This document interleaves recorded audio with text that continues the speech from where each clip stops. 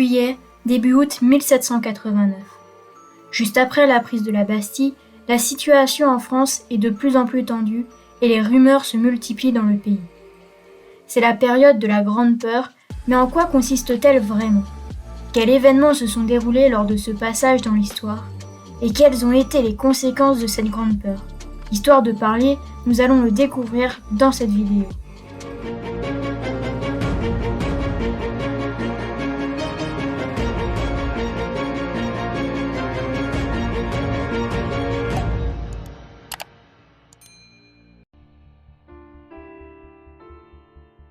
Concernant les origines de la Révolution, je vous invite à aller voir ma vidéo « Comment a débuté la Révolution française » qui décrit comment la peur et les droits revendiqués par les paysans ont pu faire tomber un régime installé depuis longtemps. 20 juillet 1789. Les récits de la prise de la Bastille commencent à se répandre petit à petit dans les campagnes. Mais ces histoires sont également accompagnées de rumeurs, de craintes de vengeance et de complots. La peur s'installe en province. D'autant plus que c'est le moment de la soudure, une pénurie de récoltes approche. Des bruits courent, les aristocrates auraient recruté des voleurs pour couper les blés des campagnes et ainsi anéantir la récolte des paysans. Les paysans s'arment et créent des armées locales pour éviter, selon eux, que les nobles détruisent le tiers-état. Les rumeurs s'intensifient et les paysans décident de se révolter contre la noblesse et l'aristocratie.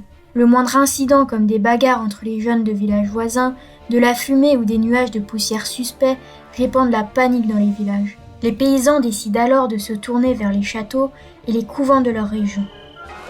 Ici, ils trouvent et brûlent les terriers sur lesquels étaient inscrits les droits féodaux dont ils avaient réclamé la suppression dans les cahiers de doléances. En s'attaquant à ces vieilles chartes, les paysans exigent la fin des privilèges et la suppression de la féodalité. S'ils rencontrent une résistance lors de leur invasion, les paysans n'hésitent pas à faire usage de la force et de la violence en s'attaquant aux personnes et aux habitants. De nombreux châteaux sont brûlés et détruits, la fumée et les incendies inquiètent. La Grande Peur ne fait que s'intensifier. Les insurgés se font peur mutuellement et font également peur aux aristocrates. Très peu de résistance militaire est mise en place. Par conséquent, la noblesse fuit la France pour s'installer dans d'autres pays.